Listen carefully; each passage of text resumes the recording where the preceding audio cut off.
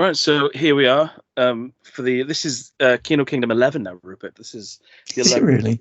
Yeah, 11 times we've met up virtually, and we've Yeah. got new headphones today as well, and new Yeah. microphones. So hopefully, this Which should be nice worked seamlessly. Not a Oh, single hiccup. plug and play. It Plug and definitely play. wasn't. It wasn't like trying to get the Sound Blaster IRQ set up. Let me tell you about that.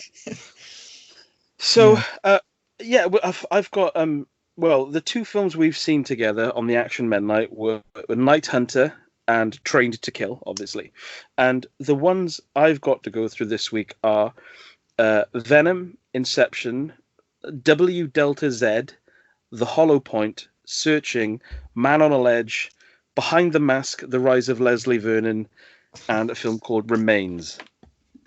Blimey. All classics. Yep. Have you got any? Have you got goodies?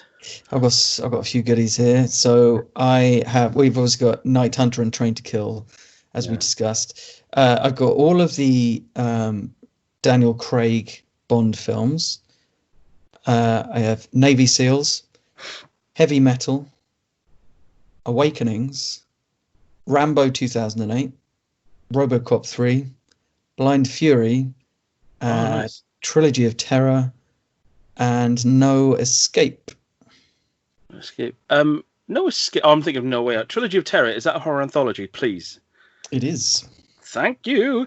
And and Blind Fury is one I was hovering over the other day, and I didn't go for it. I didn't pull the trigger. I didn't pull the Roger Lloyd pack. Before I know we're going to kick off with the two that we watched together, but I know we're a small podcast, but Rupert, we have had some sponsorship.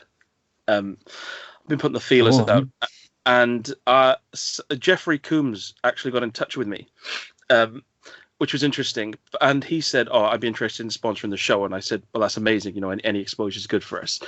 And he said, "Can I have your address? I'm going to sort of send you." And I thought, this week you need my address, but he was going to send me it was like an audio advert to play to sort of show some sponsorship, but he sent it over in it was like on a zip disk. So I obviously haven't got a zip drive, but he's given me like a sheet of paper to read out. So I'm not going to do his voice. Obviously, I'm not really one for jingles and advertising, so I hope this is okay. So this is the sponsorship for this episode from Jeffrey Coombs. Okay.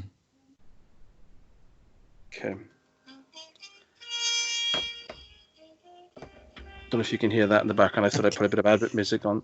I can. Okay. It's quite saucy jazz music. Okay. So, this week we're sponsored by Jeffrey Coombs comes roving over in a pullover and comb over just to say give over near Dover. Hi, I'm Jeffrey Coombs. You probably know me from my movies. Honky Tonk Freeway, Whose Life Is It Anyway, Frightmare, The Skin of Our Teeth, The Man with Two Brains, Reanimator, From Beyond, Cyclone, Cellar Dweller, Dead Man Walking, The Phantom Empire, Pulse Pounders, Bride of Reanimator, The Pit and the Pendulum, Robot Jocks, The Guyver, Death Falls, Trances 2, Dr. Mordred, Fortress, Necronomicon, Love in a 45, The Lurking Fear, Castle Freak, Felony, Cyberstalker, aka The Digital Prophet, Dillinger and Capone, The Frighteners, Norma Jean and Marilyn, Time Tracers, Snide and Prejudice, I Still Know What You Did Last Summer, Caught Up, Spoiler, House on Haunted Hill, Poseidon's Fury, Escape from the Lost City, Faust, Love of the Damned, The Attic Expeditions, Contagion, Fear.com, Beyond Reanimator, Hammerhead, Shark Frenzy, All Souls de Dia dos Muertos, Edmund, Satanic, Voodoo Moon, Abominable, Blackwater Valley Exorcism, Return to House on Haunted Hill, The Wizard of Gore, Brutal, The Attack Men, Stuck, Parasomnia, The Dunwich Horror, Dark House, Elfman, Would You Rather, Night of the Living Dead 3D, Reanimation, Motivational Growth, Favor, or my others. Well, from September to December, I'll be staying in Dover, visiting family, and for a low, low price to be decided upon during booking, I'll travel to your house in a pullover while sporting a comb over and shout "Give over" through your letterbox. This is available only in Dover and the surrounding villages, which, for clarity, are Alcombe, Aylsham, Barferstone, Barnsall, Betshanger, Buckland, Capel-le-Fern, Chillenden, Church Whitfield, Drellingore, East Langdon, Elvington, Ewell Minnis, Farthinglow, Fingalsham, Greater Mongham, Little Mongham, Kingsdown, Knowlton, Langdon, Lyddon, Nonnington, Northbourne, Pineham, Pluxgutter, Shatterling, Shepherdswell, Sholden, Snowdown, St. Margaret's at Cliff, Staple, Stourmouth, Sutton, Swingate, Temple Ewell, Tilmanston, Waldershire, West Langdon, West Studdle, Woodensborough, and Wootton. For more information, please visit www.jeffreycombs comes roaming over in a pullover and comb over just to say give over near Dover.com. So it's nice to have some sponsorship. I mean, like I said, we're a small podcast, so Yeah. It's a shame I didn't have the original audio file, really. Yeah, it's a bit, really, isn't it? Because it was a nice little concise message that he had, really. And he just went through a quick rundown of a couple of his biggest movies, you know. Yeah. And I like the sort of, I mean, the clarity. You know, when you, especially in America, when you see these adverts and they can't, you know, especially when they're advertising pharmaceuticals and they have to list all of the side effects really quickly. I like the fact that he got that American sort of clarity on. If you are interested in having him come over to perform that action in Dover, he lists the town. So there's no, am I valid because I live in Bristol? No. He went through them. That was really nice. That was a nice touch, wasn't it?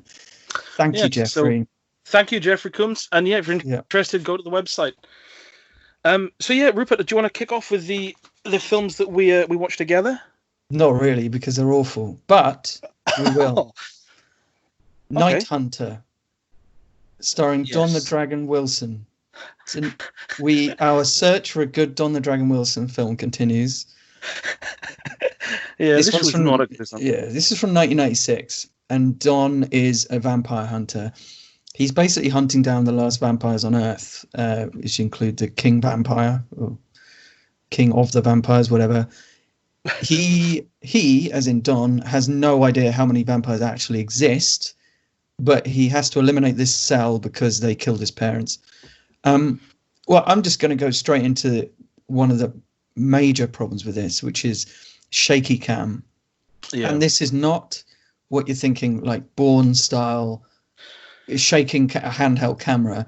They have done it in post-production where they've taken the camera work during the fight scene specifically and given it this ridiculous tremor, which is really fast-paced, and it actually gave us headaches. You had to look away from the screen at one point.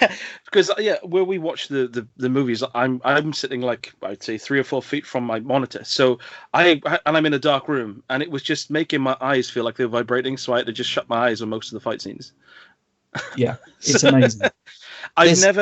We've never come across a film that has sort of so fundamentally been almost medically unwatchable. It's unbelievable.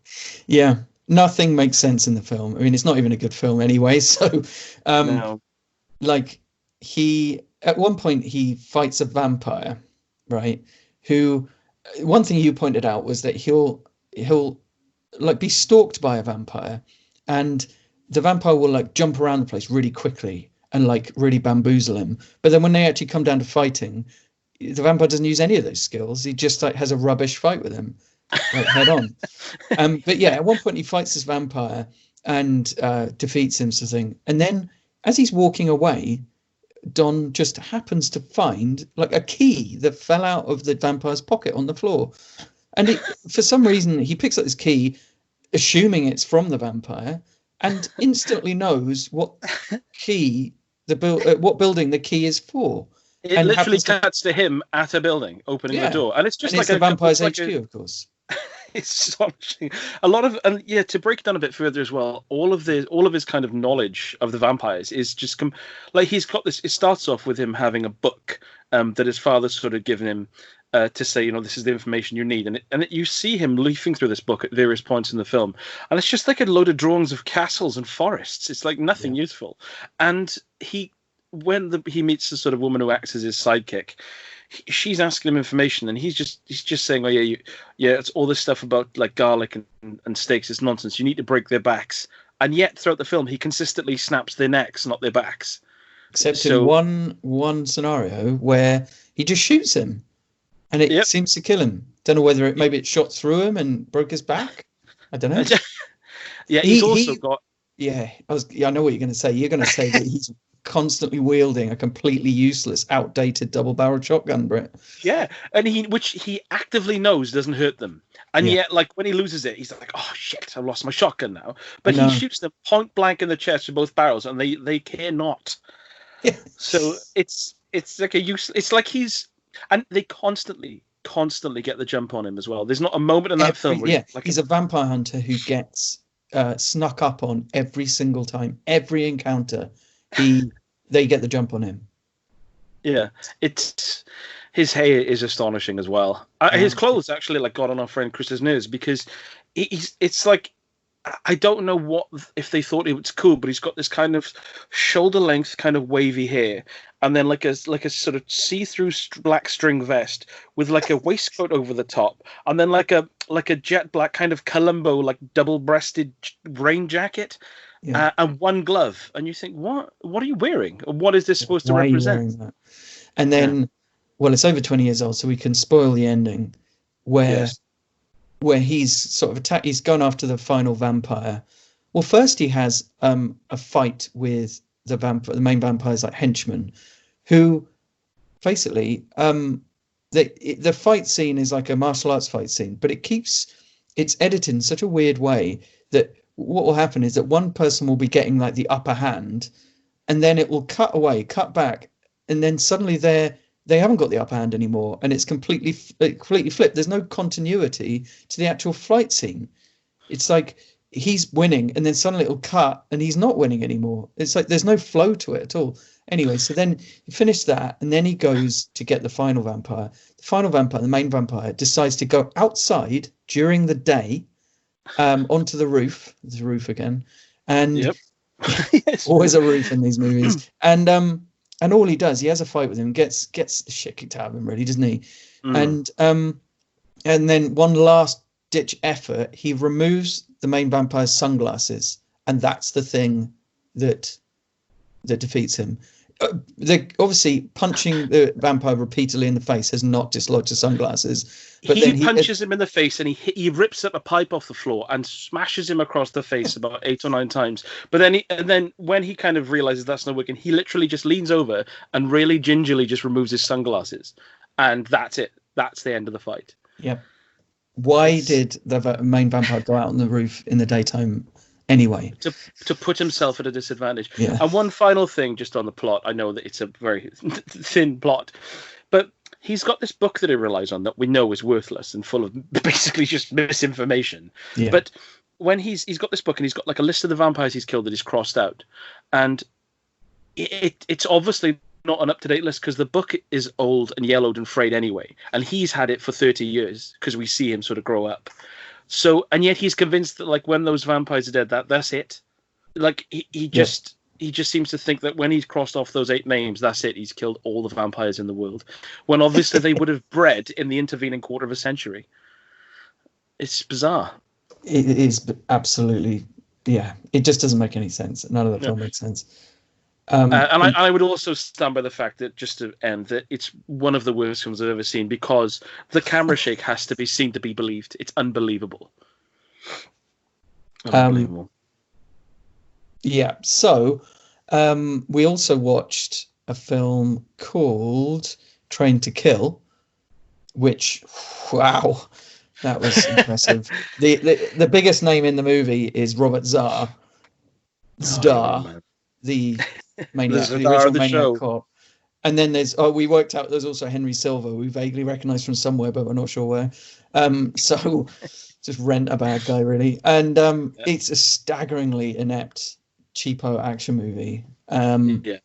where we worked out that actually most of the film doesn't need to happen at all, because basically it's got this weird like underlying plot about this guy who this ex-soldier who, when he was in Vietnam, he had a child with this woman, and he basically, at the start of the film, they're bringing him back when he's grown up, sort of thing, 20 years later or whatever, and so they bring him back to the US, so he meets his brother.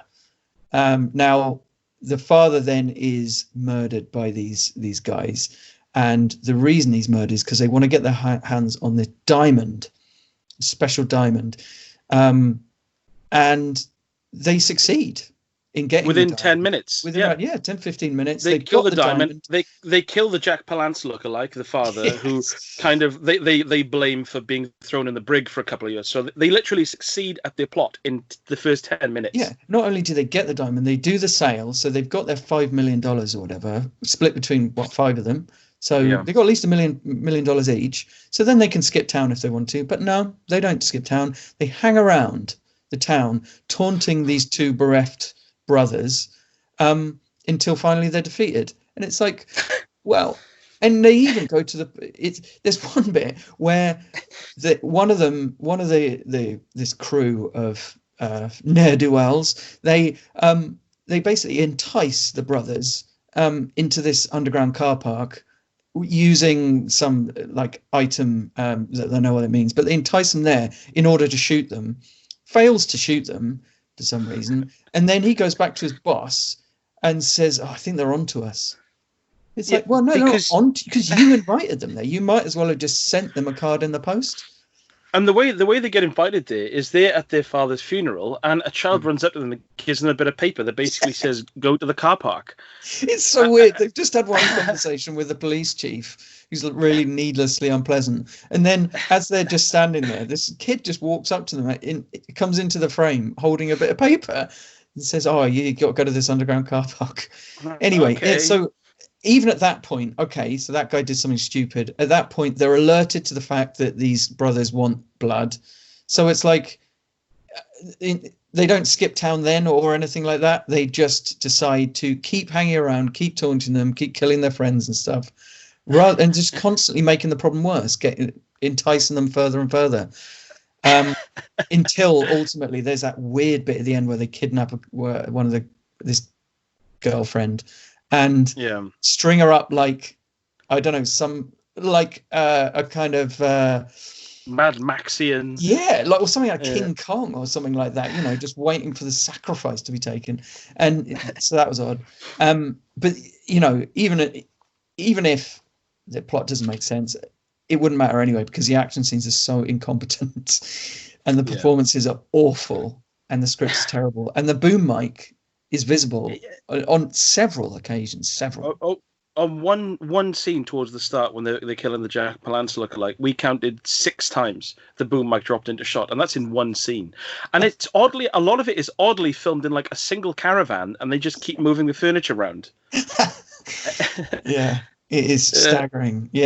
And also, speaking of like the locales, the sort of drunk like old war buddy of the father who kind of takes him under his wing. He's constantly talking about how broke he is now. He's like a raging alcoholic. He lives in this palatial villa in the center of a city, and that's not even his main house. That's like just a spare he's got. It's so bizarre. It's so bizarre. It's kind of worth a watch because it's surprisingly inept.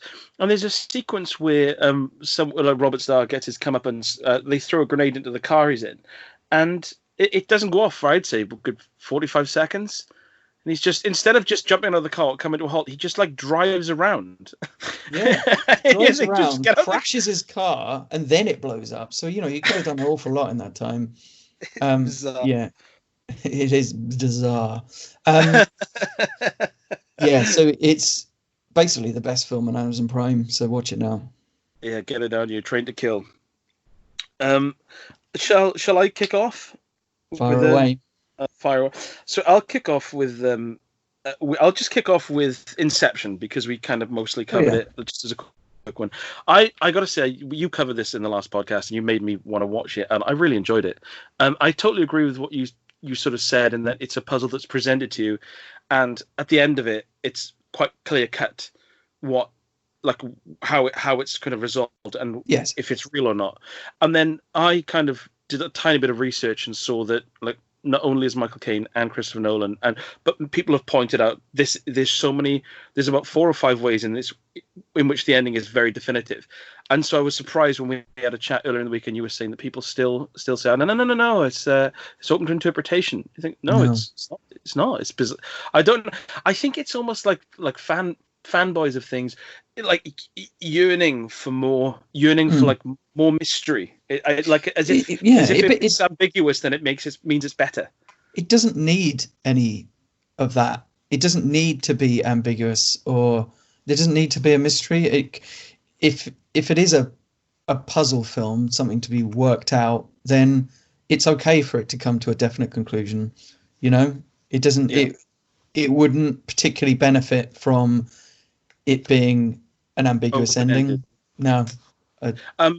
And also, if it was an ambiguous ending, it would be, considering it's such a sort of a film that presents itself as quite cerebral. If you did look into it, it would just completely collapse under its own plot logic that way. Yes. So it has to be ambiguous. And also, whilst I really enjoyed it, I did think that it kind of the deeper into the dreams they went, the more kind of, you were right in the way that it presents sort of dreams and dream logic as pretty clinical. Like, there's nothing kind of dreamlike about them. And the deeper they went at the dreams, and when they ended up in the kind of snowy sort of area, my interest kind of waned a little bit. And it's almost like they threw in a lot of action. And it relied so much on split-second timing and ridiculous setups, like Joseph Gordon-Levitt, instead of just upending a bed when everyone fell off it, putting himself in a lift that explodes and stuff.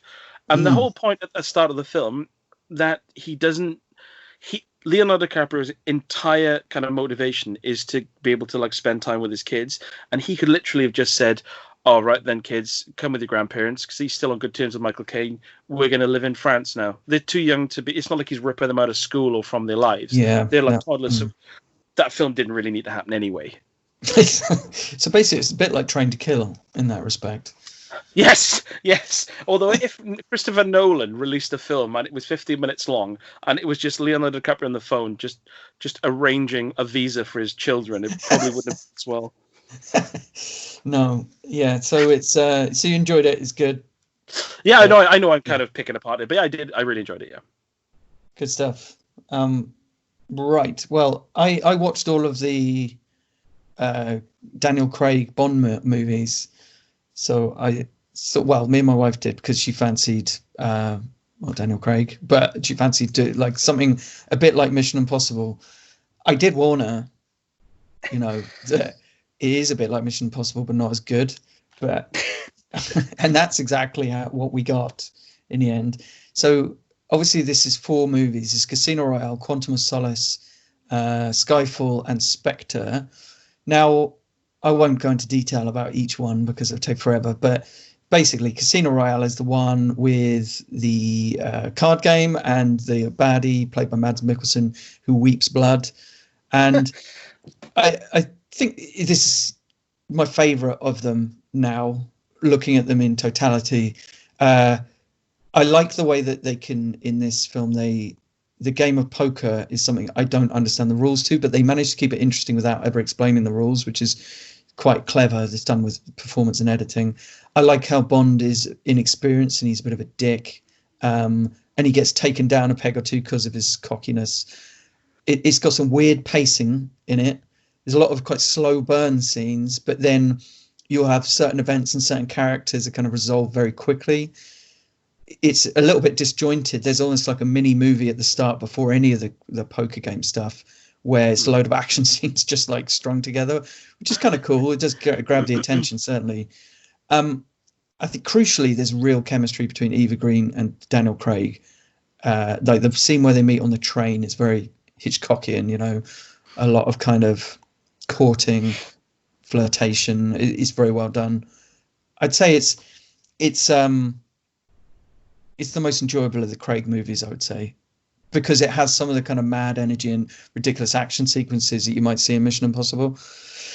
I think I think the later films, I can't remember. I think it's Spectre, which obviously you'll get to when it's more obsessed with like age, and I think a lot of the Bond films, like when you got to Skyfall, it's about family, and then Spectre is about sort of getting older. Effectively, Casino Royale is just more about fun. It's the only one I really go back to because it's not trying to make a point. I really really like Skyfall, but it's a bit more ponderous, whereas Casino Royale is just more all and out fun. Yeah, I think I agree with that. That it is just more about fun, and it's kind of a problem overall that the Bond series has. Really, is how do you make it kind of relevant and up to date when all of its tropes are quite old fashioned. They're so locked in the past. Yeah, and I think that Skyfall attempts to kind of at least acknowledge that kind of thing, because I'll talk about Quantum of Solace a little bit, because this one is like where they really tried to modernize it in the most awkward way possible, because this is the one about the eco-terrorist guy trying to create artificial drought so he can control the water supply, and it's significantly shorter than Casino Royale, but it feels longer, if anything. This is where like Bond is really grief-stricken, so he has no fun at all. And to be honest, everyone has. Olga Kurylenko has a face like a slapdash as well. And they, does she put in a better performance than in The Courier, though? She does, yeah. To be fair. Okay. The problem is that the way it's edited, because this is it was just like 2008, so they probably should have known better. But it really is taking a lot from the Bourne series. The action scenes are horribly edited in Quantum of Solace. They're absolutely unintelligible, and it's so quick cutting. But not only that, quick cutting is one thing, but the editor just inserts weird shots into the action sequences. Like it will be like someone's face in a crowd or something with like a shocked expression. It's like so weird, and I don't know, it's almost dreamlike, and it's like lack of intelligibility. It's almost surreal. So yeah, it's not the best. The script is okay, but the plot is pretty mundane itself. There are no memorable set pieces. I can't think of anything from Quantum of Solace where it's like, oh yeah, this is a really cool scene. Well, I've said to you the other day that like, I watched Quantum of Solace, whereas I've seen Casino Royale, I'd say 4 times or so. And to be honest, I could happily watch it again tonight. Quantum of Solace I've seen twice, and the first time I watched it, I remember really just not liking it. The second time, it struck me as almost like I describe it as like a video game DLC. Like it's almost like it's sort of the like the denouement of Casino Royale without being like a fully fledged film in its own right. Yeah, it's pretty drab, really, and it is distinctly skippable, I'd say. Who directed that one? Sorry, Mark Forster. Who's more of a kind of he's like more of a middling. He's not an art house director, but he made stuff like Finding Neverland and Monsters Ball, Kite Runner. Okay. He did World War Z as well. But yeah, it's not terribly good. Anyway, Skyfall. This is when Sam Mendes stepped up. And I used to really love Skyfall. I loved it when it came out. And so this is a one where Bond is accidentally shot at the start. But when Britain is attacked by terrorists, he returns, and he basically he goes to hunt down this guy, this ex-agent, it turns out, played by Javier Bardem. And Javier Bardem he really wants to kill the old woman being M, but also, in a sense, the old woman is Britain itself, sort of thing. So that's where you get this kind of like this push and pull between the old and the new, and it's kind of reflected in the plot, which sees MI5, or is it MI6? Well, whatever. It sees that MFI, I think it is. And it's like it's seen as being quite old-fashioned, and it's got to keep up with the times. But anyway, so so I think part of part of why I enjoyed this one so much when it came out is because it was released in 2012, and it was the one time in my life I think I felt vaguely proud to be British, because if you remember, there was the Olympics, and the government wasn't totally horrendous at the time, and maybe we were recovering from the crash, and Brexit and Trump hadn't happened yet, so it was actually okay to be British for a little while, just that little window. And this was a film about Britain, and it provided a kind of safe sense of patriotism without jingoism. So, but looking back, its flaws do stand out somewhat. Its constant callbacks to earlier Bond are really quite tedious, I've got to say, and the compulsion to reintroduce classic characters like Moneypenny and Q, and bring in the old cars and location, and it's the kind of stuff that Casino Royale had kind of avoided and brought it up to date much better, I think. And also, it doesn't really make sense because, right, so you've got Casino Royale, where Bond is a new agent, basically. He's a new 007. He's a new 00 agent. Yeah. Casino Royale follows directly from that film. Like, it's literally an hour later. So, you mean Quantum of Solace? Sorry, Quantum of Solace. Yeah, Quantum of Solace follows Casino Royale literally an hour later. So they're both pretty much his first few days, basically. And but now suddenly in Skyfall, suddenly Bond is too old. This is an allegation that's put to him, and it's like, what? Where did that come from? And the Javier Bardem's plan doesn't really make a lot of sense. I mean, it's planned years ahead to the nearest second.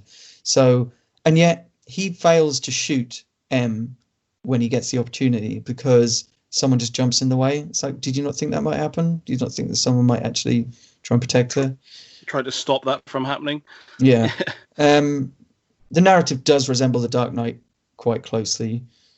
This crazy man who is the kind of dark side of Bond, kills an innocent woman in order to get himself caught so he can carry out his plan. There's definite overtones of that, so I can understand that. Yeah, it feels more like a collection of really, really cool scenes, but strung together quite loosely.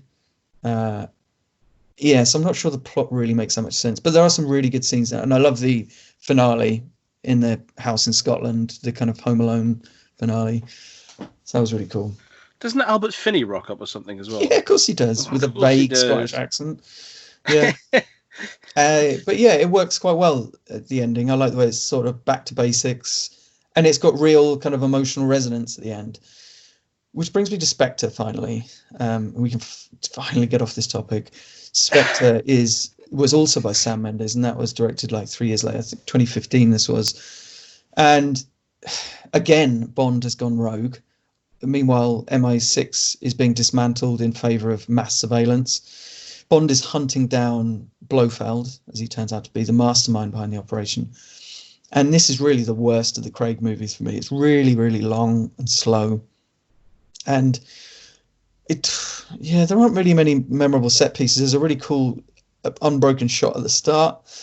And I like the fight with Dave Bautista on the train.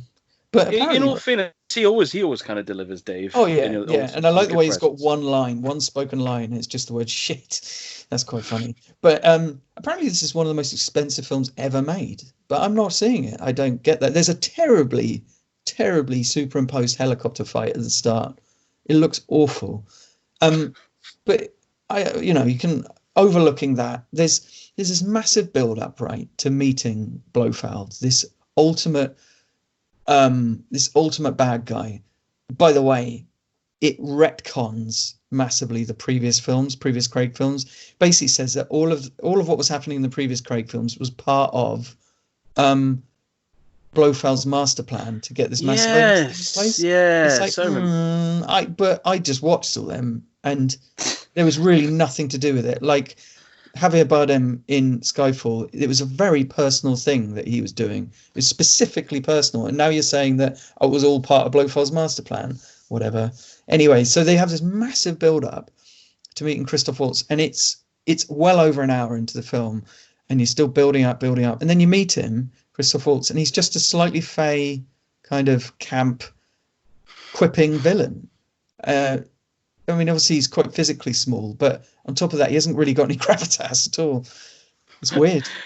I remember as well. I said to you that what I found about that, because Christopher Waltz can be such a commanding presence, and in this Exactly, film Inglourious Basterds. Yeah. when he's kind of drenched and ensconced in shadow, and Bond's like, who is this guy? What, this power he's wielding, and he's all enigmatic and speaks in like gestures and nods, and everyone just completely moves to his every command. And then when you meet him, he's like, "Hey, how you doing, Danny?" And you're like, "What?" And it's like he's a totally different character when he's out in the sunshine and not like half covered in shadow in a chair. It's bizarre. And when you compare that to like when he first meets Javier Bardem in Skyfall, which is actually quite terrifying, then it's just no comparison. Again, this doesn't really make sense. A lot of this, like Bond is stumbling around like some naive rookie. Like he walks straight into Blofeld's heavily guarded lair, and instantly gets captured and tortured. And it's like, what do you think would happen if you're doing that? Like, this is about, you suspect him to be a very, very bad man who has all this control, all this power, and you just walk straight in.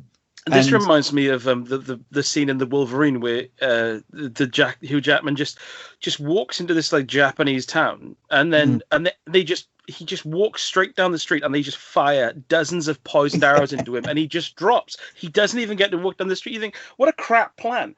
Bearing in mind that your specific abilities are like sort of stealth and like feral kind of So it doesn't make sense in terms of the film. The last 30 minutes of Spectre are just bafflingly awful as well. It's just an awful...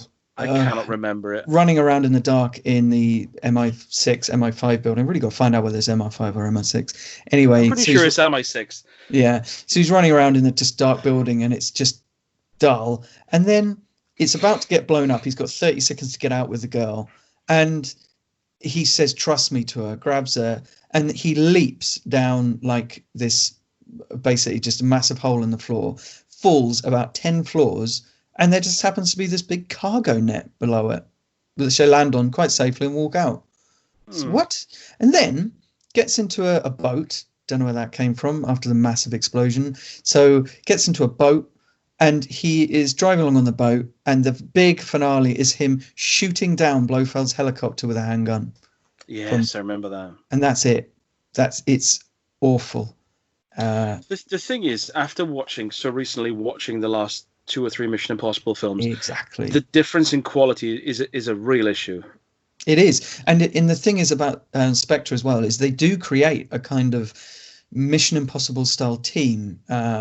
You got Q, Moneypenny, M, and they're running around at home, but they don't actually do anything except argue with Andrew Scott, who, by the way, is even less scary than Christoph Waltz in this film. And they're not really doing anything. And at the end, they're kind of together as a team, but they haven't actually functionally done much to assist Bond throughout this whole endeavor. And it just reminded me of how cool Mission Impossible is, the way that the team comes together and they all have their own roles. They all work together almost like in a symphonic way. And there's none of that in this. It's like Bond declines while Mission Impossible kind of ascends, if you like. I'm not sure where they can go with the next one, to be honest, because the franchise is loaded with so much baggage. Andrew Scott as well is also the name of the character that Dolph Lundgren plays in Universal Soldier. Really? Yeah. It always amuses me that. That's quite a sort of ordinary... It's like a geography teacher's name, isn't it? Yeah, Andrew Scott as well, the actor who obviously played Moriarty in the Sherlock Holmes. He looks too much like Declan Donnelly to be a real sort of threatening Bond villain to my eyes. So yeah, I'm not convinced by him at all. Yeah, so basically, yeah, it's a bit of a mixed bag when it comes to Bond. So your Daniel Craig Bond films would go number 1, Casino Royale. Yes. Number 2, Skyfall. 3, Quantum of Solace, and then 4, Spectre. If Spectre had been 40 minutes shorter, maybe I would have given it a bit more of a break. But it is long, really long as well. Yeah. So Sorry to hear that. Yeah. Well, kind of moving on, because obviously I'll move on to my next film, Venom. Which I've been on a bit of a Tom Hardy a-thon, really, because he's in 2 of the films I'm going to talk about today. But I've got like a real history with Venom because, like, when I was a kid, he was my favorite Marvel character, and I don't I'm not a fan of the Marvel films because, like I said, if anything bigger than a shed blows up, I'm not usually interested. Or Mm, like these 3 hour long films where there's like this epic in scope and they just introduce as many characters as possible and all team up. Not my bag. I watched Venom last, I think it was on Monday, and for my money, it's the best Marvel film I've ever seen because I absolutely, because I paid for it on Prime. It was like £6 for the 4K version, and I sat there and I didn't really have high expectations, but I thought I'm really in a Tom Hardy mood, and I like Venom. I think he's a cool character, so hopefully they'll right. mesh and I'll have some fun. And I found it really, I found Tom Hardy really funny, and I found the effects completely fine. I love the dual personalities, and I think they captured the '90s Venom that I grew up with really well. And I absolutely adored it. And when I read afterwards that Tom Hardy said all of his favorite bits have been cut out, I thought if they released that version and it's like another hour of just Tom Hardy sweating through 2 jumpers, count me in. I absolutely loved it. I thought it was amazing, and I had no problem with it at all. And I'm looking forward to the next 2 films. They are making a sequel, aren't they? Yeah, it's already done. They're just editing it. Andy Good. Serkis is directing it. And they're going to do a third one. But like I said, it's kind of like for me, it's like the Witcher TV series where I like the character, and they were kind of true to the character. You know, true enough for me as far as I'm concerned, as a kind of Yes. casual fan. Venom looks cool, and it was a really simple story, and I was pulled through it by just Tom Hardy, just basically sweating and panicking and cracking me up. Why do you Um, think that there was a certain amount of, if I may say, venom towards the film when it was released? Because had quite a mixed response, didn't it? Yeah, I because that's why I didn't watch it because I thought I do like Venom, and it was never anywhere I could watch like on it was never like on Prime and I could just chuck it on. But after 2 years, I thought I'm gonna have to pay for this because I really really want to see it. Yeah. And when people said that Tom Hardy's really good in it, but the story's really generic, and I guess it's just not grand enough. Maybe it's a little bit too kind of character driven. But Right. I had no problem with it at all. And I watched it with Faye, who literally the only time she's ever seen Venom is like on the Maximum Carnage Mega Drive cartridge. So she has no clue who it is beyond I like a believe cool you have a suit. special edition of that. In Yes, fact, I've got the QVC limited to 500. Yes, with the leather bound book. Yes, and the pins, obviously. But with like she was like found it amusing, and I was kind of filling her in on like little bits of trivia as we went through about the character. I literally, and even thinking about it now, I think it's the only film I've seen as an adult that came close to just making me feel like a kid again. Like oh, thinking, nice. oh my God, this is a film that I guess like people talk about the Goonies almost. Like I I've got very few Venom comics, and I'm not like a huge comic reader now. But when I was watching it, I thought, oh my God, this is like the film that I would always hope they would have made. Yeah. Um, So and I it's love the fact that it almost was like a just kind of basically Stranger Things appeal, like way people watch Stranger Things, and it's like the ultimate film or TV series that they never had in their youth, but they loved it. yeah, and I think I can understand people because it is like if you break it down, the story is very generic, and like the fact they just say, "Oh, yeah, there's the bad guy, it's Riot and stuff," like whatever. But I think if you like the character, then it's fun and it's self-contained, and Mm. it what there was no like nods. Yes, Stanley obviously rocks up, bless him, but it wasn't like they were trying to build a world. It was just this is the story, these are the characters, and this is it. And in that sense, it reminded me a little bit of Ant-Man, which I also enjoyed because again, it's It's just just like self-contained. yes, that's its thing, and I fancy Mm. Paul Rudd. What? So yeah, I think yeah, I absolutely loved it, and I'd happily watch it again tonight because I just I don't know why it was like I had such a bad response. I need to watch this because it keeps evading me. Um, Yeah, it is. Like I said, it is. It's a fiver for the 1080p version on Prime at the moment. But yeah, it's like, um, it's a weird one by the way. When you put it on, it looks like it's 2 hours long, but it's 90 minutes. There's like a weird 15-minute cartoon after the credits, which I did watch. really? I think, but yeah, it's 90 minutes long. But yeah, it's fine. Fine. It's fine. Yeah. Good. Yeah, I will be watching that then. I didn't realize it'd actually be good. Yeah, yeah, and it's just Tom Hardy just basically talking to himself, Fine. which yeah, So good. it's a bit like Locke then. Yeah, except he's not putting on a really broad, wide-ranging Welsh accent. Okay. Well, I'll just do a quick rundown of Navy SEALs, which has got to be 89 or 90. maybe even a bit earlier. Not sure. I think 90. I know the video game was 90. So yeah, so it's got a pretty good cast: Charlie Sheen, Michael Biehn, Paxton, Haysbert, Joanne Wally Kilmer. I don't. Yeah, should have just about been Wally Kilmer, maybe. Anyway, Sheen is kind of one of the main characters, but he's just a massive racist, really.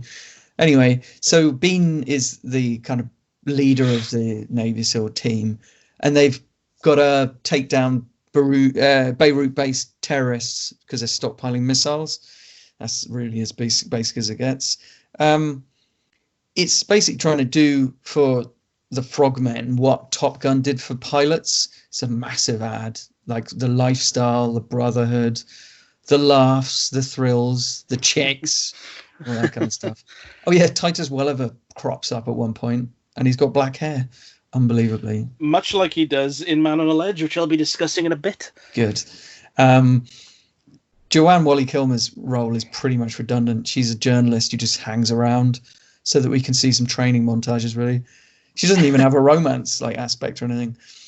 The film does make some token efforts not to paint everyone in the Middle East as a terrorist, but it isn't very complex or anything in its shades. It's pretty pedestrian in its direction, by Lewis Teague. Oh yeah, I was going to mention something about Casino Royale, by the way, while we're here. Is that it's directed by Martin Campbell, and of course he directed GoldenEye as well, so he's rebooted the Bond franchise twice. Oh really? Which is pretty cool. Really quickly as well, if you're going to do a callback to a previous review, one of the things I forgot to say about Venom is that the main facility where all this sort of experimenting is going on, people literally just wander in and out. That's what I wanted to say. So Navy SEALs, it's got quite a bit of action in it, but it's got quite a bit of bickering as well in the team and that. And it's really mostly about how Charlie Sheen's character is a bit of a hothead. He gets one of his own teammates killed basically, and he has to redeem himself in the end. It's like the last half hour is pretty much solid action, so it's pretty good. But oh my god, the final fight is like having a scrap underwater, right? So they're it's quite tense. So they're struggling with each other underwater, these two dudes, and they're running out of breath and stuff, and it's quite exciting. And then one of them slashes the other one's throat, but it's so badly done because it's really close up, and you can see the knife like near his throat, and he motions to like slash across his throat, but of course it's really close up, and you can see that it hasn't made any contact, and there's literally no blood. So you expect him to like float down. You cuts away, the body is floating down. But it's like you just had your throat slashed. It would just be like there should be like a plume of blood coming out of this, but nothing, absolutely nothing. That's a really odd oversight. Considering that's like the final moment of like, yes, we finally got this dude. It's like, it's just really, really weirdly underwhelming. Anyway, but most of the action's okay up to that point. It almost feels more like a war movie, like an old-fashioned kind of, Where Eagles Dare type war movie than a regular action movie. Like it's quite grounded, but it just isn't quite enough style or enough drama, or enough dramatic standoffs, to match the likes of Top Gun. Really, it doesn't have that camp appeal either of Top Gun. And I suppose as well, from what you're saying, it hasn't got the ending like Men of War, where Dolph Lundgren shoves a stalagmite through Trevor Goddard's face, and he wanders around trying to speak before collapsing. It's a slightly less epic ending than that. Yeah, that just doesn't sound quite... Yeah, that sounds a lot better. If they'd inserted that ending into it, it would have been a perfect movie. But yeah, obviously it's good. It's very watchable, and obviously if you want to see the likes of Michael Biehn, Bill Paxton, Dennis Haysbert and stuff, then yeah, it's cool, but it's pretty average. That is Navy SEALs, and it's on Netflix. It's one of those films that I've always kind of fancied watching, but it's always like a mid-ranger, and I think it is a mid-ranger. Yeah. If you didn't watch it as a kid, like yes, I don't know, like if like I'm a big fan of like Predator 2, but then maybe if I watch that now, I'd think, I haven't got the nostalgia for it. So if you haven't got nostalgia for Navy SEALs, then you go back to it now and think, man, it's just an okay action film. Yes, it's fair definitely a enough. mid-ranger. I will move on to W Delta Z, or as it's called on Amazon Prime, WAZ, W-A-Z. This is a film that stars. I don't normally do this, but I'm going to have to get up some information about it because I cannot remember all of it, which says a lot. So this is a film that stars. It's I've directed by already Tom forgotten the Shanks. title. WAZ. Yeah, Come sorry. on, W Delta Z. It stars Stellan Skarsgård, Melissa George, Selma Blair, and Tom Hardy's in it for 2 seconds. And it's effectively about Stellan Skarsgård plays a cop called Eddie Argo, who is sort of hunting down a serial killer that is taking people, and it's all about this thing called the price equation, which is about how does anything in nature have what's the term? Will they something choose to kill themselves over someone they love? So Right. what it boils down to is the killer kind of tying down two people facing each other in chairs, and with a button that electrocutes the other one, and they torture that person. And how long can they put up with it before pressing the button and saying, actually leave me alone and just kill the other person outright? Like, it just electrocutes them. Okay. Now, the thing is, considering, and weirdly, Dennis Pennis is in this as well. Paul Kay is the person who explains the price equation. So the thing is, right, fundamentally, and I don't know if this is just being a negative Nancy, but if I was opposite someone that I loved and I was being tortured to death by like having my nails removed and like my chest and nipples cut off and my genitals mutilated, regardless of the amount of love I have for someone else, at some point I think, do you know what? I'm going to press this button almost out of reflex because there's just so much you can take. Yes. Before, yeah, like it's just not a question of, oh yeah, you chose to do that, so you don't love that person. It's just you're being tortured to death. Yeah. So it's not really the most scientific of experiments. And when you kind of think, well, of course you would probably just press the button because you're being tortured to death horribly and slowly. And if you think like that, the whole film is rendered completely ridiculous because it's got these sort of Sevenish overtones of, like it's really saying something about this philosophical human condition. You think, no, it's not. It's just when was it made? 2007. Okay. And there's another weird thing I noticed in this film is Stellan Skarsgård's voice in this.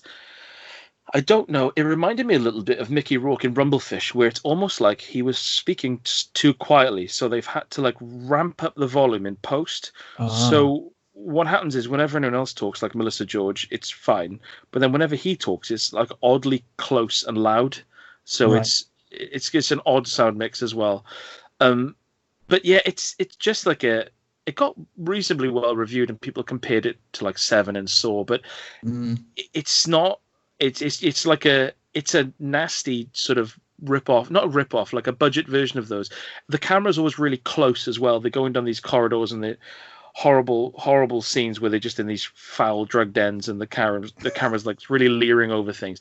And Stellan Skarsgård is played out to be sort of like a bit of a an anti-hero, like, oh, he's a chain smoking burned-out cop, but he's an inherently nice man, and yet there's a scene in it where he goes to like a drug den, and there's a woman who's like a young, sort of attractive but obviously drug addicted woman who offers to give him a blowjob for like £7, and he sort of says no, and then he's like talking to a like 4-year-old son who's playing with the toys, if he's kind of like a surrogate father. And I thought, well, but what you would do if you were really a nice man is you would take that child out of this situation because he's living in a brothel as his mother prostitutes herself.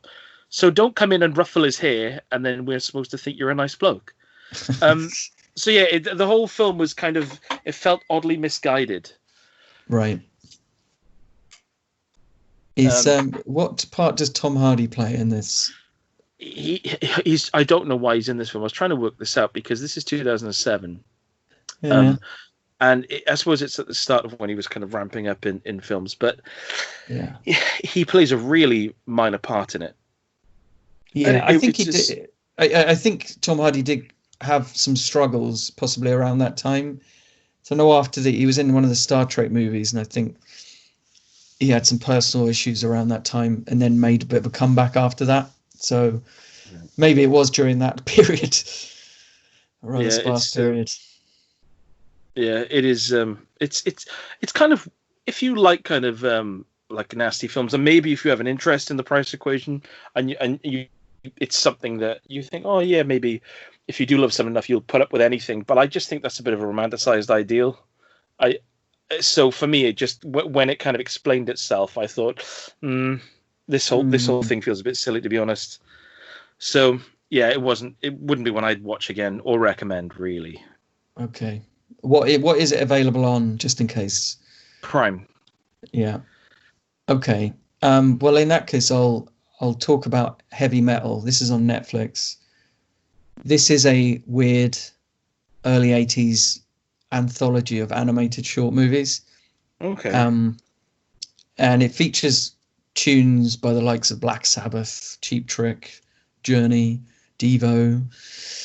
But also there's this really rich orchestral score by Elmer Bernstein, which is odd as well. So that was strange. But yeah, they're all the stories are set in different places and times. There's like a dystopian future with like a world in chaos, corrupt cops and stuff. There's space station, there's Second World War, but they're all kind of linked by this super powerful green orb which is floating around. It it has the power to take or give life.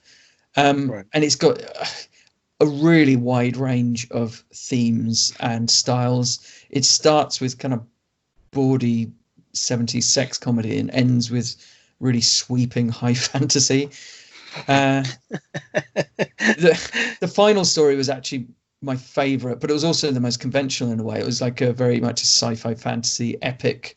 You do love a bit of whimsy, Rupert. Well, there's a lot of is it Roger Dean? I think we talked about him before. You know, the artist, the guy who did the Yes artwork. Yeah, and all the Psygnosis stuff. It's quite a bit of that style in it, which I thought was pretty cool. And that involves a very kind of capable warrior woman. She does take her clothes off constantly as well, naturally, but it's just by that point you're like, well, I've seen a woman on the screen. She is going to take her clothes off. And the stories are quite varied, but they're all pretty lame in and of themselves. It's really the kind of visual style and the fast pace and the ideas that keep you interested, the visual ideas anyway, because a lot of the frames genuinely look like a moving comic book. The way they come off the pages got that's almost like a watercolor quality to the artwork, which you see in a lot of those sorts of films from the 80s, especially British animation, like When the Wind Blows and The Snowman and things like that. Obviously, this is very different to those, but it's that same kind of slightly scrappy, but equally at the same time weirdly elegant kind of watercolor style. Yeah, like Take On Me by Aha. Yeah, I know you mean. Yeah. John Candy rocks up in this. Of course he does. In a deeply unfunny voiceover for one of the stories. All of the humor throughout is just really adolescent. I think that's why I like the last story best, because it has barely any dialogue in it, because all of the humor is really adolescent and just sexist. It could possibly, I would say that it could possibly be recommended to those with an interest in weird 80s fantasy animation. You know, the kind of Ralph Bakshi type stuff, Fire and Ice and or The Hobbit. You know, that weird 80s animation, which they just couldn't do for now. And apparently it was going to be remade or rebooted possibly a few years ago, Heavy Metal, with segments directed by like David Fincher and Guillermo del Toro and Zack Snyder. Good. But no one wanted to stump up the cash. And I can kind of see why, because it is it's the definition of a cult movie, really. Apparently there is a series on Netflix which is kind of a spiritual update of it called Love, Death and Robots, which I've seen that advertised. Yeah, right, okay, but apparently it is still very much just objectifying women in the same way. So I'm not sure I can be bothered with that. Like, it's an interesting little example of adult animation, with something which is, let's face it, pretty much obsolete now. So true. so it's interesting from that perspective, and it is very, very weird, and it does have a lot of good visual ideas, but just the relentless juvenile nature of the humor and the just leering over ridiculously curvaceous women gets a bit tiresome, to be Yeah, honest. it's all like humor is always a real problem in things like that because Yeah. because they tend to be like sort of short segments. It's like they're going to think, all right, we've got this is crap humor, but we have to fit as much crap humor in 20 minutes, so it's really crap. It's Yeah. a constant crap. Yeah, So well, yeah, it's the John Candy one is especially tedious because in that it's a slightly like rapey story anyway, about this kind of brute, just romping around the place, killing people and having sex with women, not necessarily fully consensual, and it's got John Candy like who's, I guess it's like meant to be the the creature's inner voice, and it's like he's doing all these really harsh things, really hideous violence and stuff, and then John Candy will make some quip in his head. He's like, oh, I didn't expect that, or something, and it's like, oh my god, this is really, really misjudged. cringeworthy. Yeah, really misjudged. Yeah, so I'll probably give that a skip, Rupert, to be I honest. think you should. So the next one I've got here is a film with our boy Patrick Wilson in it called The Hollow Point. Don't know if you've seen this. I have you not. seen this? I have not. It's one of those films. It's one of those films sort of set on the sort of Mexican border, and he is a sheriff with a slightly dicky past that I fancy, and it's one of those films where it feels like it's a small town sort of story, like a lot of double crossings, a lot of shady characters, but like quite a kind of taut story. It stars Patrick Wilson, Lynn Collins, John Leguizamo, James Belushi, and Keely Ian McShane. Whose accent is it consistent? Who can tell? I can. It isn't. I can. And it's a film about the sort of titular hollow point is a single bullet that Patrick Wilson finds on a highway, and that falls off the back of a truck, and it kind of leads him down this path to gun running and bullets being used as armor piercing cop killer rounds and so on and so forth. And there's a lot of money involved, a lot of people trying to get their hands on it, and I enjoyed it, but it is a dark film. It's kind of one of those films with no real redeeming characters in it. And I think what it does to sort of stand out is it will have scenes of quite shocking violence, and not shocking as in like really explicit and kind of wince-inducing, but shocking as if you generally don't expect certain things to happen. You're like, oh, okay, that just happened. And Patrick Wilson's obviously really good in it, but it's only really one to watch if you're happy to watch a load of kind of almost irredeemable characters sort of shoot their way through a story, which I know not everyone is willing to do, because some of the problems I've had, especially with horror films, is if everyone in the film is just detestable, then I just think I don't really care who lives or dies. I just want this film to be over with. But because I have a love for both Patrick Wilson and Ian McShane, who has a really, really, really funny final scene. It's almost worth it just for Ian McShane's final scene. But yeah, it's not overly long. It's like 90, 100 minutes, and it's a decent kind of deep South thriller. Good. What's this available on? I should really pay attention to these things. I think it is on Netflix. Okay. It's either Netflix or Prime. When was it made? 2016, yeah. Okay. Yeah. Because there's a period after Deadwood where Ian McShane was in every film. Remember that? But yeah, he's a good actor. And he's a very commanding presence. And I do like Patrick Wilson. I'm deeply in love with Patrick Wilson. Ian McShane is brilliant in this because he plays like a real nasty, alcoholic, kind of burned out sheriff. It's absolutely fine. Oh yeah, that sounds quite in his Deadwood wheelhouse. Then that sounds good. Yeah, I might have to check that out. Actually, I do like So is it like on the Mexican border? You say so, Texas? Yes, yeah, and Yeah. he's like he works on the sort of border town, which is obviously the run. It's one of those films because when it started off and it was mentioning like the Mexican drug runners and I thought and like shifting ammunition across the border. I thought, oh, don't turn into just a massive shootout against Mexicans. But I Mm. like the fact that it mentions these sort of larger issues, but then it's actually just kind of a small story, which is good about a Yeah. handful of characters.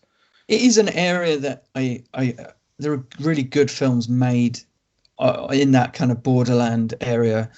Stuff like No Country for Old Men and The Three Burials of Melquiades Estrada, and they're good thrillers set around that time. It's a good place for moral ambiguity, I would say, if it's an intelligent film. Yeah.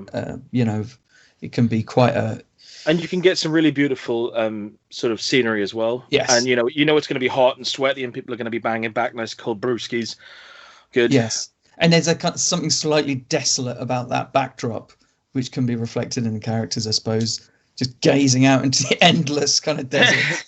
Yeah, Yeah, I'm all over that. yeah. So I might watch that, but yeah, I can understand it wouldn't necessarily be for everybody.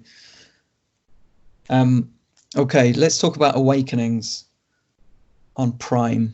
Is this a Robin Williams film? It is a Robin Williams film. Okay. Can't remember why it was that. Is it Robert De Niro as well? It is Robert De Niro as well.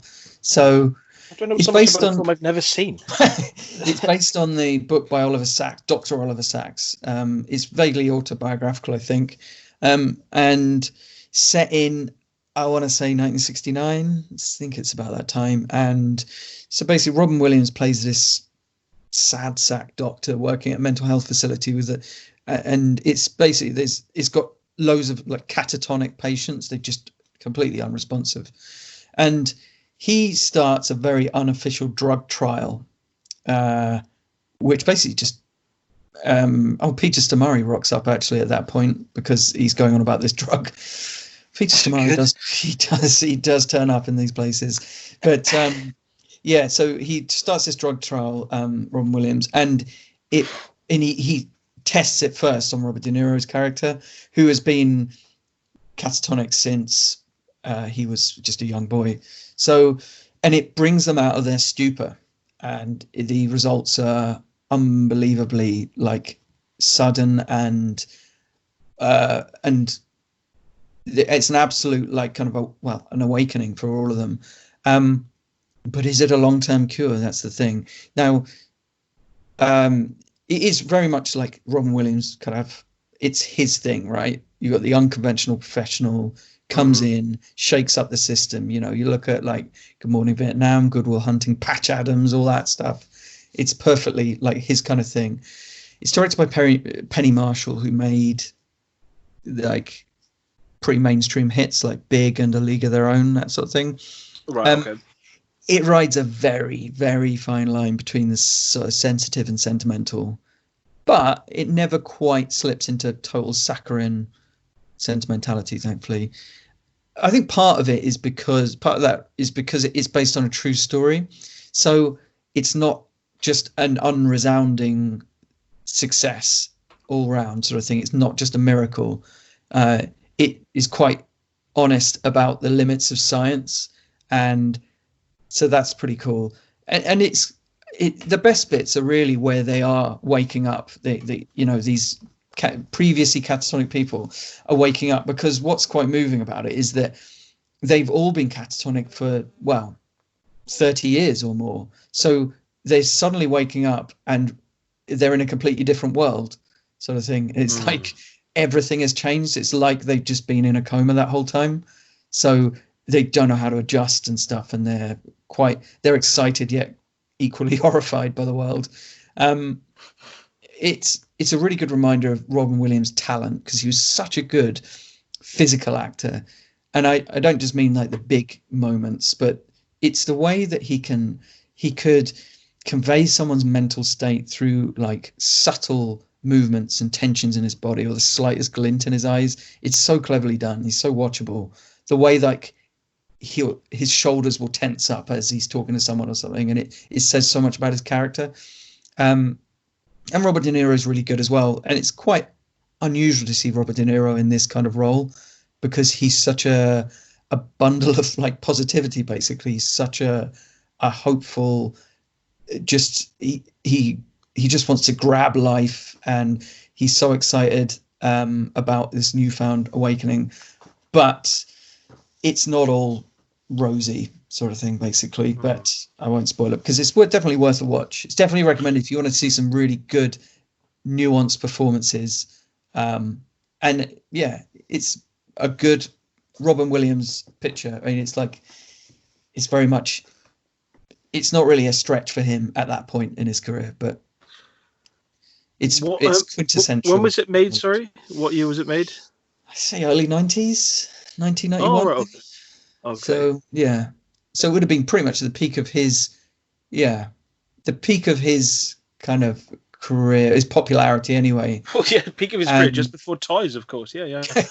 And I suppose for Robert De Niro, this was where he was exploring quite a few different, more interesting middle-aged roles, because he would have done sort of Cape Fear around this time as well.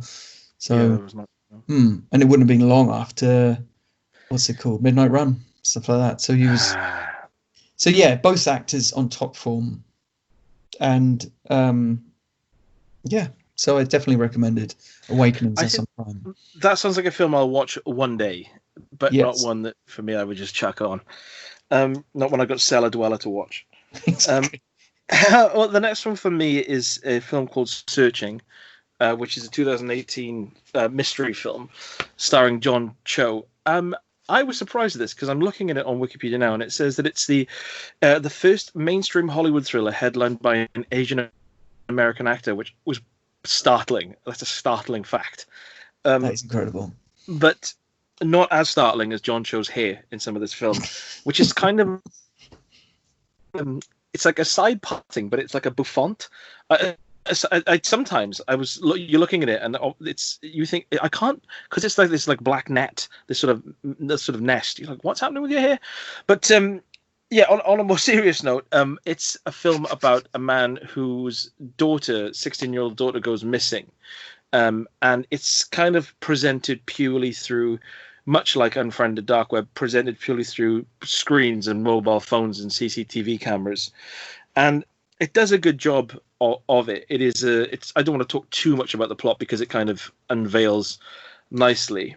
And John Cho is good as a kind of father who's just wondering what has happened. You know, all this. He's getting all these like facts through from Deborah Messing, who plays the detective, sort of in charge of the missing persons case, and he is. There's quite a heartbreaking opening sequence that just shows through different versions of Windows from like 3.1 and 95 and XP, like this family's like a family sort of pictures and the mother's sort of descent into a cancer-related illness, and then it goes into remission, and then she sort of succumbs to it, and that's very sort of cleverly done, and that was quite sort of sad, but it does fall into the problem of ramping up the thriller aspect sometimes.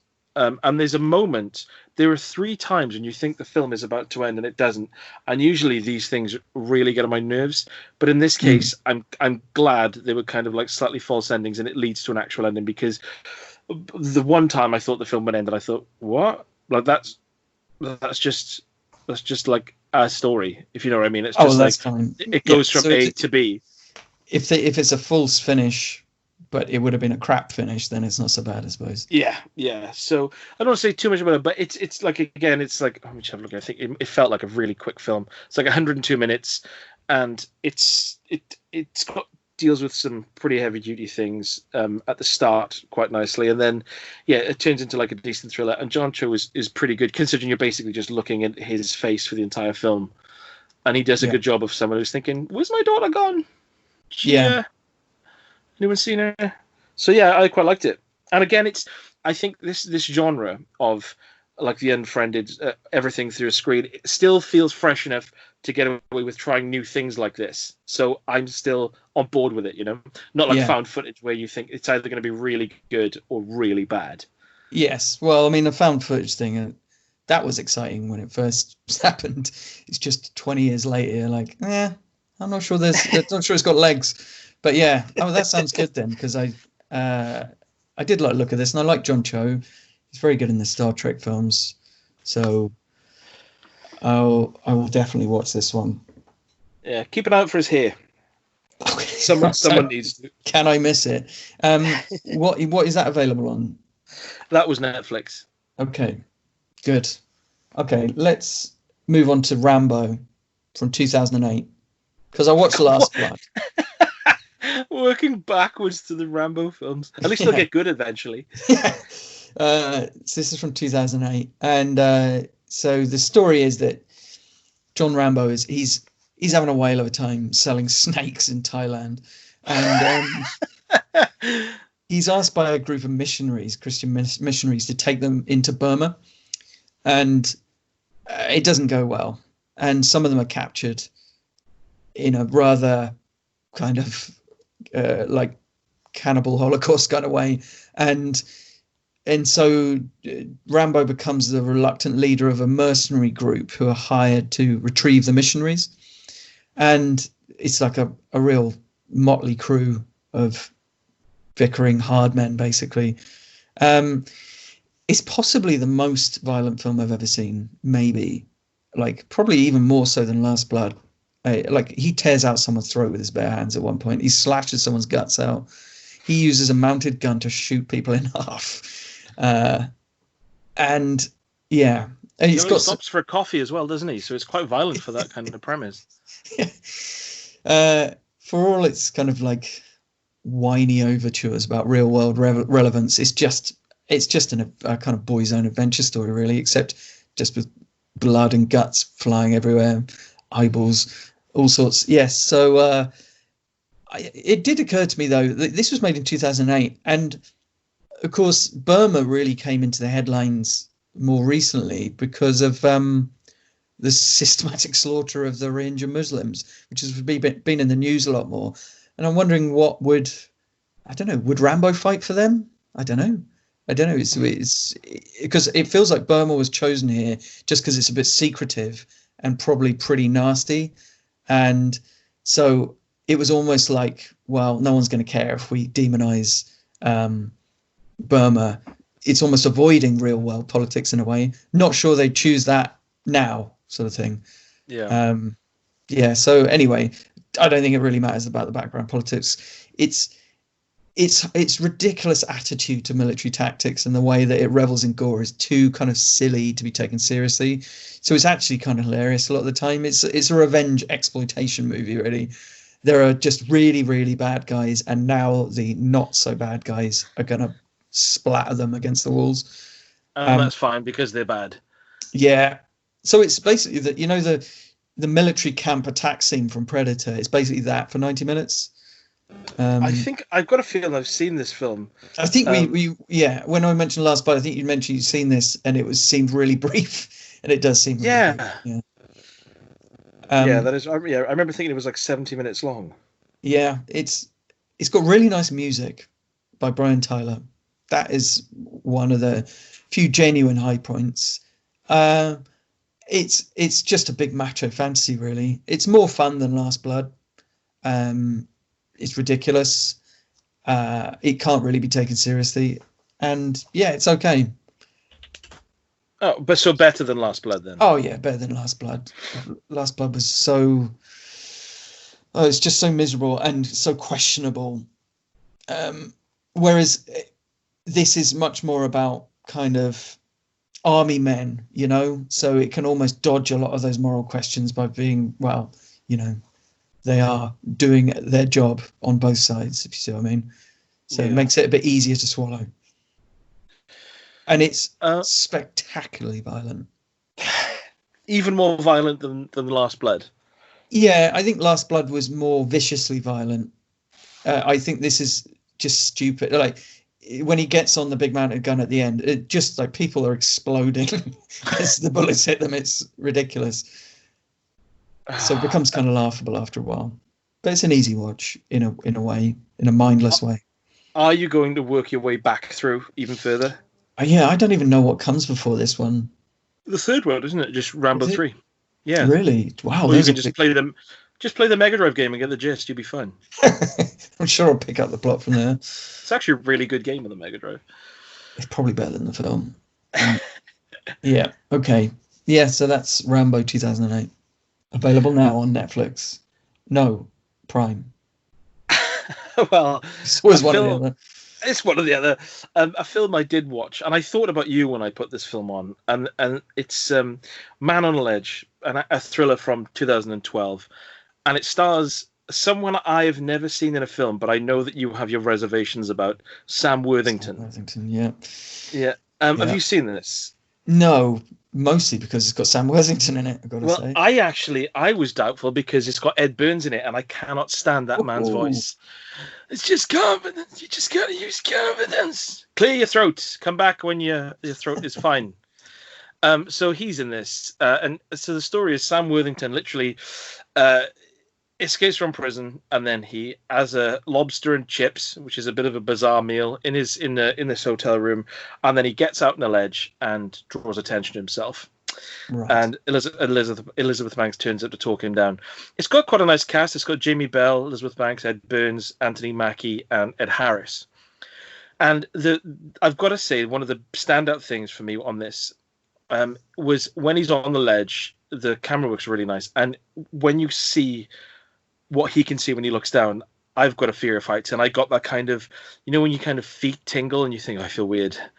Don't look down, Sam. Um, but then balancing that I liked was his hair, which appears to be like a kind of like a almost a Jean-Claude Van Damme hard target-esque mullet for no reason. It's just got this Wow. it's like slightly too long at the back. They'll just cut it. Especially because you've just been in prison. Surely someone would cut it. And so the film is he's on a ledge. It's all a mystery as to why he's there, and it becomes clear that the reason that he's going around this, he's one trying to clear his name for something that he has been a theft he has been charged with, and the reason he's in prison. And they're also robbing a building on the opposite side, and Jamie Bell is sort of there with his partner, played by Genesis Rodriguez, and it's all about perfect timing. And the problem with that is it's instantly unrealistic. So you've got this whole thing, which apparently he has planned somehow over a 2-year period from behind bars.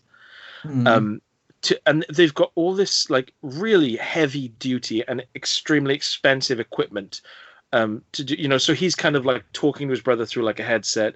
He's on the ledge, drawing a crowd, drawing attention to himself, or they break into a building across the way. Right. And Jamie Bell, I've seen him in some films, and he can be awesome. But in this, he kind of just bickers with his extremely hot Latino girlfriend, and and the way they approach what they're doing completely destroys any tension that is supposed to be building up because they're constantly being really jokey. Right.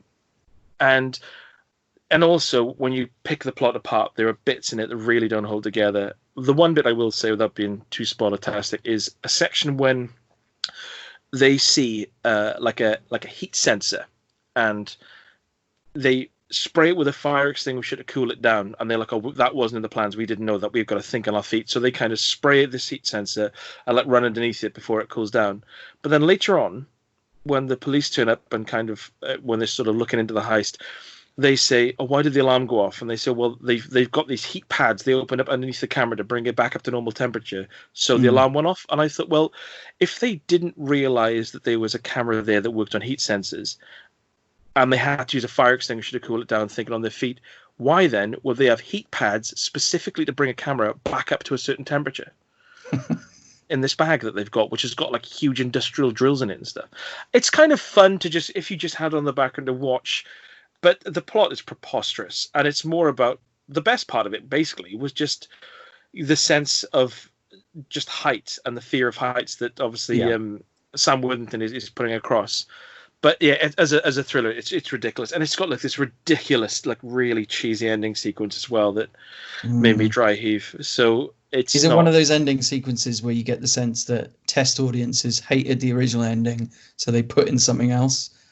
It is very much like they chucked on a sequence at the end. Right. William Sadler's in it as well, so that's good. But yeah, it's very much like it just fades out, fades in. It's like, oh, you had just a little 2 minute to make everyone happy. Does Sam Worthington sell it? I mean, you're not familiar with him. Is he made you want to go through his back catalogue? No. Titus Welliver's in it. He's Good. quite commanding, although he's wearing the most ridiculous jumper I've seen in a film in a while. It's like he turns out he's kind of head of a SWAT team, and he's just got this, it's like a really deep chocolate brown turtleneck. You're like, what? And jet black hair and eyebrows. And of course, yeah, and because it's got such a small cast, it's the Sam Worthington finds out that Ed Harris, who's openly like a corrupt businessman who's behind it all, only ever works with like corrupt cops. And you look at Sam Worthington as he works, it frowns, thinking, who could these two corrupt cops be? Could it be the only other two cops we've been introduced to in Anthony Mackie and Titus Welliver, perhaps, Sam? So yeah, it's really silly. It's a really silly film.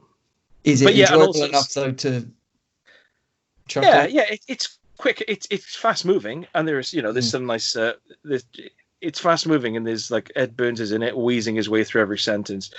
Sam Worthington's accent, I genuinely don't know if he was trying to be Australian or American. It was so over the place. I don't even know if he was, if that's just how he talks.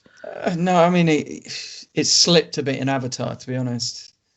But yeah, I don't understand why he gets employed. Just gonna say it. I'd be intrigued. He hasn't got the command. I don't think he just doesn't have the gravitas. In this film, it does feel like it could have been absolutely anyone on that ledge. It doesn't. Right. It does. I didn't think. Oh, I don't know what Rupert's got against him. He just seems like anyone, really. Yes, well, yeah, that's the thing. But there was a period when he was headlining movies left, right, and centre. It was weird. And I still didn't see any of them, so I escaped that. No. I mean, you'd never seen Terminator Salvation. Well, hang on, I did, and I don't remember being in it. Well, I suppose if you're up against Christian Bale, you're probably not going to be noticed as much, I guess. Yeah. So that's Man on the Ledge, Netflix, completely, utterly average and quite silly. Robocop 3 is on Netflix. Because I've never seen this before. Oh, so you did watch it? Oh, yeah, I've never seen this before. So OCP is still planning on stripping out the slums to build their Delta City. Now this underground resistance is formed based on the kind of community that is being turfed out. And they want to prevent the rehab officers from taking control and cracking down and cracking heads. So Robocop ends up joining the resistance army. OCP gets help from a Japanese corporation as well, who use their own ninja robots who just look like humans in the battle. So this is the one where, Peter Weller's been replaced by Robert John Burke, and who's fine, he's pretty much the same. But of course, the thing is that we've seen what Robocop before he became Robocop. That happened in the first film, so you can't really do that again. So basically, whoever plays him now is just going to be a robot. That's it. Lewis is played by Nancy Allen again, and she's still distinguished by being a rubbish cop. And it was my main issue with the first film as well, really. But she's still rubbish now. It's a source of great frustration for me that she never does anything of any use. Well, bad policing is bad policing, and roofs are things that run in our podcast. It's a hallmark of action films in the 80s and 90s, especially 90s. Anyway, it's directed by Fred Decker, who he has done well in the past in bringing a kind of lightness to dark material, like Night of the Creeps and the Monster Squad. Yes, that's the Monster Squad is the one that's the one but of course, he also did the recent Predator movie, which did not need lightness brought to it. Anyway, it's fine getting rid of the extreme violence. I can understand that. But it's also what it really lacks, Robocop 3, is the original's like satirical edge. Like as if younger viewers wouldn't have the intelligence to pick up on that. I don't know. Robocop himself is quite a boring character, obviously. But what kept the original so interesting was partly Lewis's attempts to draw Murphy out, but also the rogues gallery of like funny villains. And also there was, of course, in the original, there's Robocop's attempts to uncover his past. So you had these elements which made the essential boringness of the robot more interesting. But none of those things are here anymore. Also, I've got to say that Robocop 2 is a really dark and unpleasant film. Yes. So this is very much going the other direction. Much more positive. I do like its positive perspective on extreme poverty, basically. I mean, the people band together and create a functioning society while showing the kind of solidarity against OCP. And, because usually the default assumption is in these future sci-fi visions is that the community will break down. If you remember, we were talking about the last days of American crime, and how the default kind of position is that community shatters and people just start killing each other, but they're actually coming together here. So it is quite positive. But it's just not that interesting. And in the end, if you remember, this is the one where Robocop gets a you're going to say jetpack, aren't you? Yeah, there it is. And the special effects. Whew, are they worse than the surf lava scene in Escape from LA? Well, nothing comes close to that in right. terms of brilliance. But but more than that, like, he's got this jetpack, and it's that moment that he's become a superhero now, and it's like he's basically a rubbish Iron Man, really. And I feel like we're so far from the original point of Robocop that it's just, he could be anyone. He could be any kind of superhero at that point. And it just looks bad. It's only the lightness of touch that keeps the film actually watchable. Because if it had been really dark, as well as having this slightly tedious plot, then it would have been a terrible, terrible movie. But as it is, it's just quite a bad movie. Oh, okay. Yeah. So, probably best to not bother going back to that one. The thing is, I watched Robocop a few years ago, and then I remember soon after it, I watched Robocop 2 because I like Tom Noonan, and I remember thinking, this is just a really unpleasant, kind of retread. Yeah. And then I just thought, well, the third one is there anything there anymore for me? So I don't think, I'm pretty sure I've never seen it. Or if I have, it was when I was very young, and it's what, 93 it was made? Yes. So it would have been, I would have been 10 when it came out. So I may have watched like a heavily cut version on TV or something, but I have no real reason to I mean, if I want to watch a Robocop film, I'll just watch the first one or the TV series. Yeah. Did Robert John Burke go on to keep playing Robocop in the TV series? Ooh, I wonder. Maybe. Because that was proper PG territory. It's an odd one, isn't it? The way that the film, they decided that this franchise had become something for children, because I know that the idea was that apparently Robocop's fans were young people. That's why they made Robocop 3, thinking that it would appeal to young people. But I remember watching Robocop when I was young, way too young to really be watching it. And I remember thinking it was really cool, but part of its coolness was just how kind of over the top and violent it was, and how dark it was, but also with its kind of wacky humor as well. Yeah, and it's got a cool robot in it. But I remember thinking he's cool. And I just think surely the thing that made him popular amongst edgy young people, if they then tone that down, then those same people, they're just going to think, well, this is like the last thing that teenage boys into that sort of stuff want is a toned down version of the forbidden thing that they watched in the first place, right? Yeah. So it's pretty tedious now. Well, I'm not going to watch that. No, don't bother. What, are you going to watch all of the TV series and the cartoon now? I remember renting what I thought was the Robocop film from the video store, and then I put it on. I realized that it was the TV series. I put it on. I thought, hang on, this looks really cheap. Renting the TV series of Robocop. I don't even think it was like the first part, because it would have been on VHS, and I think it was like It was like maybe episodes 4, 5, and 6 or something like that. Oh yeah, because of course, the thing is, when I was a kid, if I was like being really naughty, like if I came home from work, from school like late, and he's like, "Where have you been?" It's like, "Oh, nowhere." He would come up to me and he would like jab me in the chest and say, "If you carry on, I am going to rent the TV series of Robocop." And it would be enough to frighten me into not doing it. And then after that, then as I got older, then if I came home drunk, he'd say, "What are you doing drunk under my roof? If this carries on, we are going to watch Highlander 4 with Adrian Paul." Oh, it used to terrify me. There's two first names, by the way.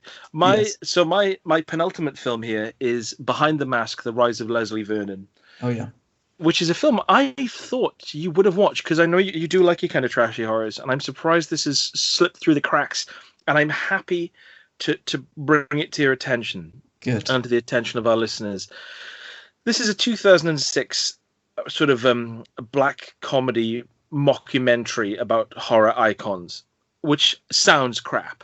Yes. So it's about this guy, a documentary crew of like a complete screamer who looks a little bit like Scarlett Johansson, and two sort of cameramen who find this guy called Leslie Vernon, who lives in a world, as the film is set, where all of the sort of slashers from the 70s and 80s, like Jason Voorhees, Michael Myers, are just real. They were just real people who this person reveres and wants to become a serial killer like them. Right. And the way the film starts is this documentary team are kind of following him around, kind of almost humoring him. As he says, "Oh, I've got to do my cardio. I've got to chase those kids through the woods, and I've got my backstory set up." And he is a really interesting screen presence. And what I found weird about this film is how much I enjoyed it. You get people as well like Scott Wilson, Robert Englund, and Kane Hodder rocking up every now and again, which is fine. How much I enjoyed it, and how much like no one really in the film went on to do anything else, because they are fine. Like the film is much more than the kind of sum of its parts. It's interesting how the sort of black comedy running through it is actually quite funny in some parts, and when they start sort of not teasing him but not taking him as seriously as he wants to be taken, he's like this kind of amiable guy, and you can see that like he's like, "No, this is very serious. I am going to kill a load of people and you're going to film it." And towards the end of the film, although it kind of gets a little bit generic, in what happens is it switches from being a sort of fictional documentary into it just moves away from that and turns into an actual horror film. But it's kind of earned it by that point. Right. But yeah, it's again, it's a short film, and it's quite sort of quietly funny, and it's worth acoustics. It's quite a unique film. Yeah, this sounds really interesting, and I'll definitely add it to my list. What's it available on? Oh God. It sounds like a Prime thing. I'm pretty sure I watched it on. It's again, I'll say it, I've got to pay more attention to this. I think it's Amazon Prime, but it's Prime on Netflix. Yes, and it's on there for free. But yeah, it's Behind the Mask: The Rise of Leslie Vernon. I'm surprised that the fact that you haven't seen it and you're a fan of this, it shows. It's got a great poster as well for the cover.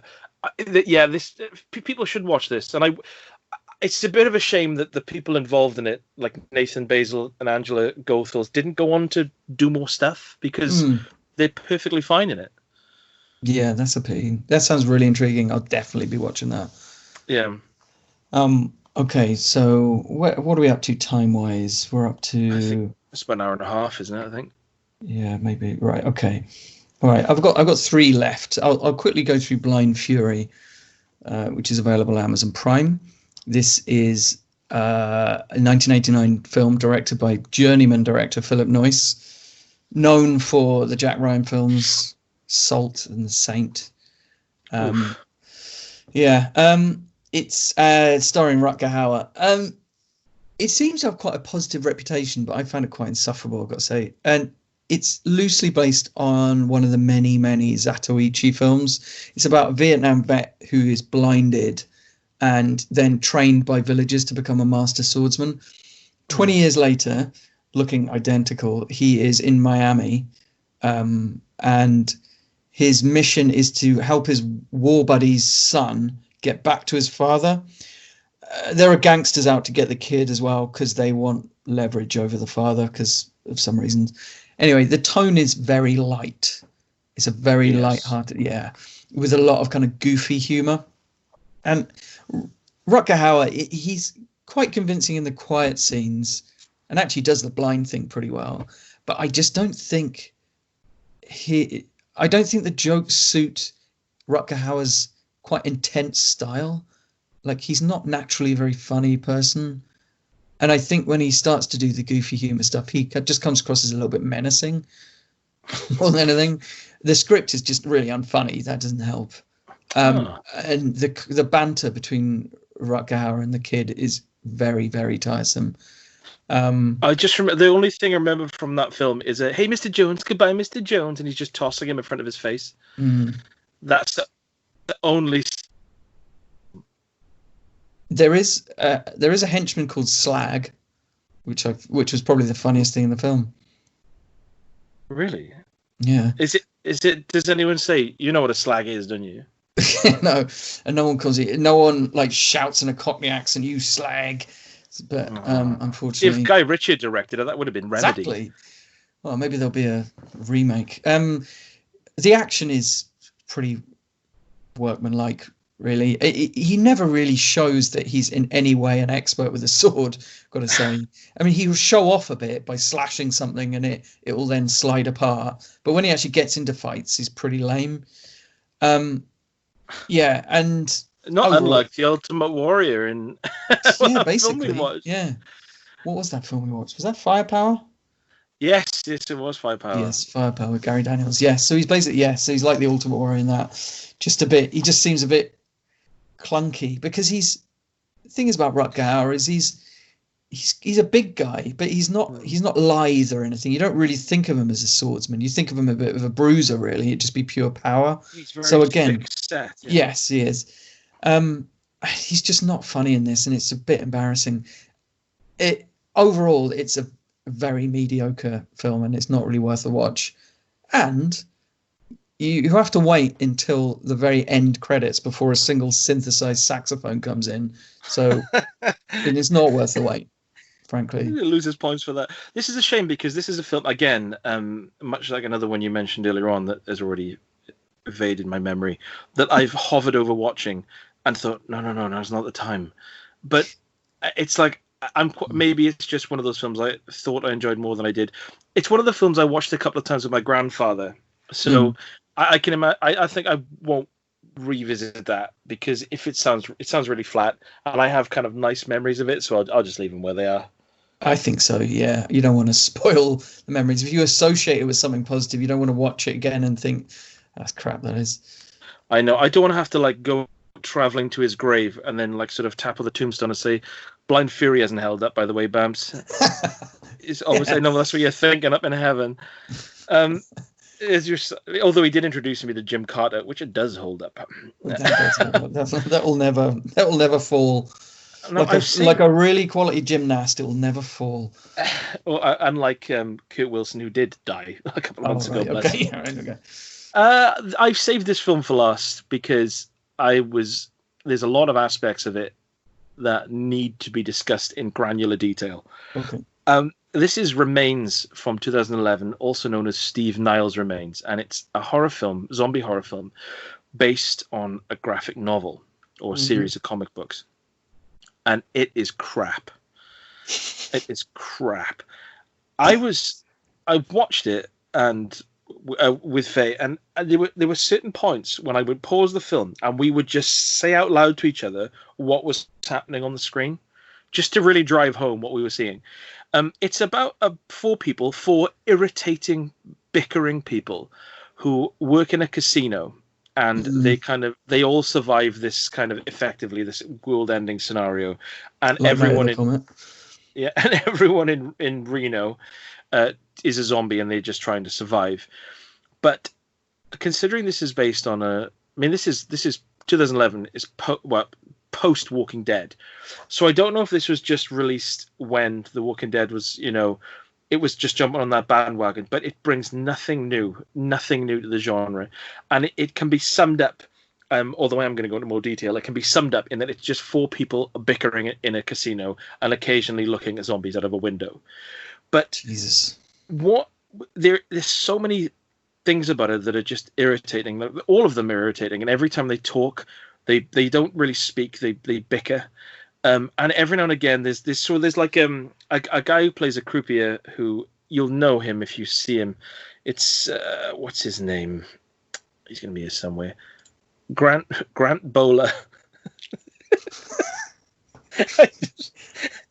It sounds like a disease. I just realised when I looked at him, you're not going to know who he is. I just recognise him from something else. So he's kind of check him out. Yeah, so Grant Bowler, he is like a croupier, a kind of waitress that he's sort of knocking off on the side, a magician, like a sort of small, nervous magician, and a kind of guy who they sort of rescue off the street who's just really self-centered, just a sort of buff, good-looking dude.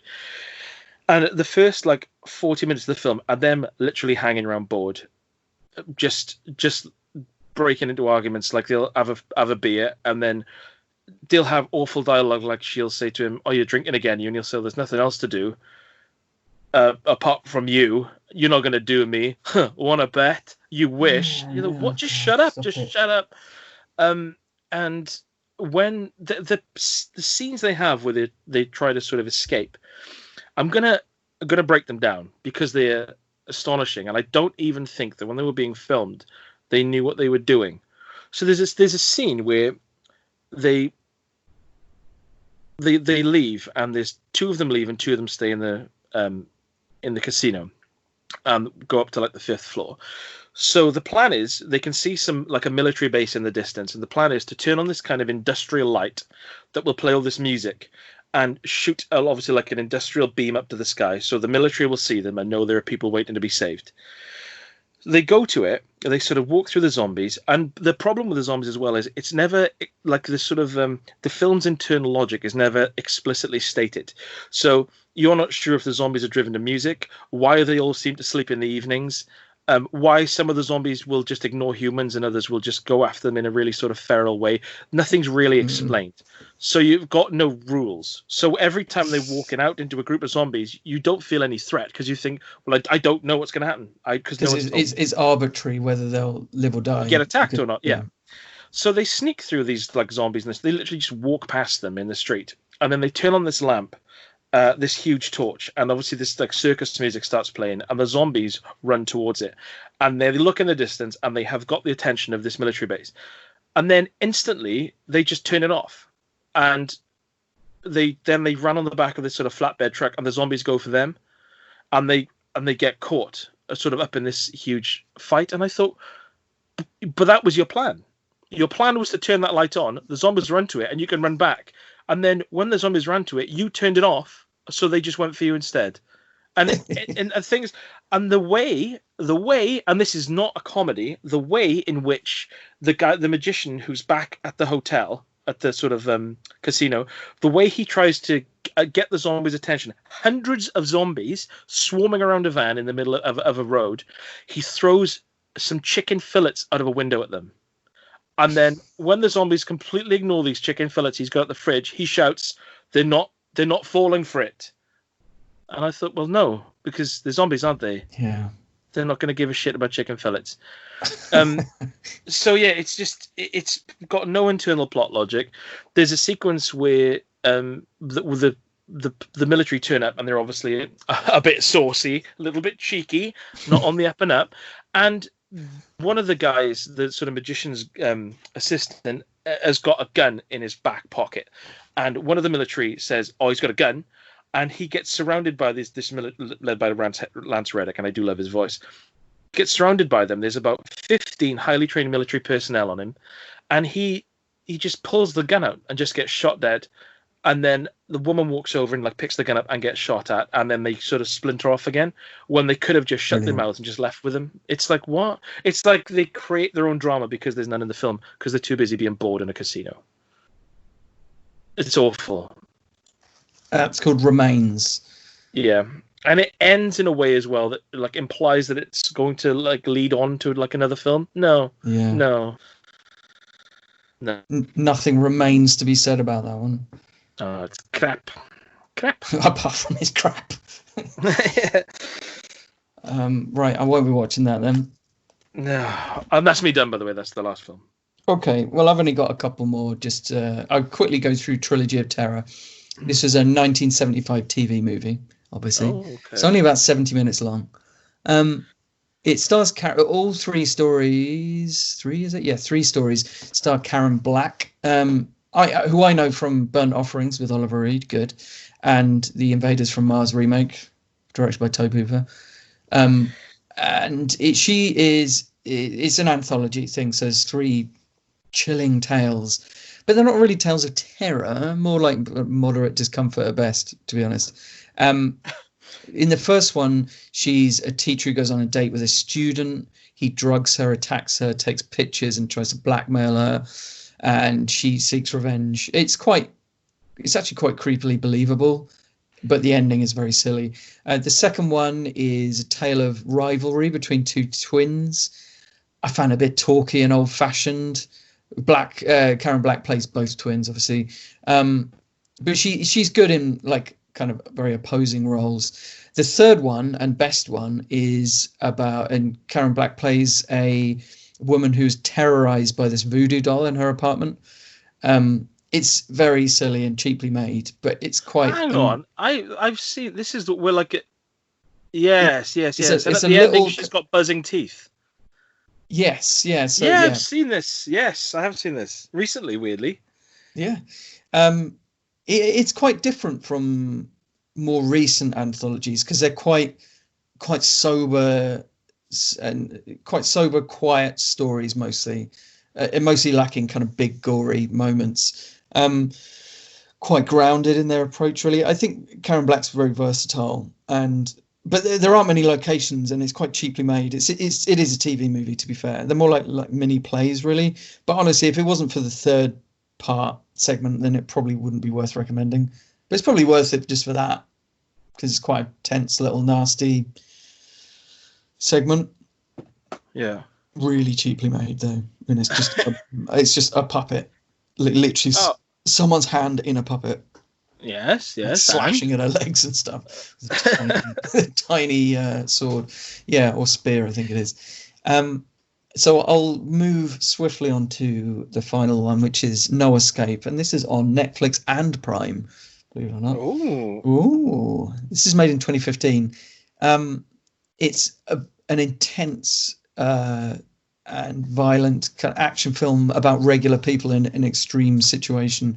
So Owen Wilson and his family arrive in Cambodia because he's got a new job with a water company, and they're staying in this hotel, and an armed militia kick off, basically, and they quickly realize that the reason they're kicking off this armed militia is because they're opposing US intervention in their country, and they're killing any foreigners, especially Americans, and especially Owen Wilson.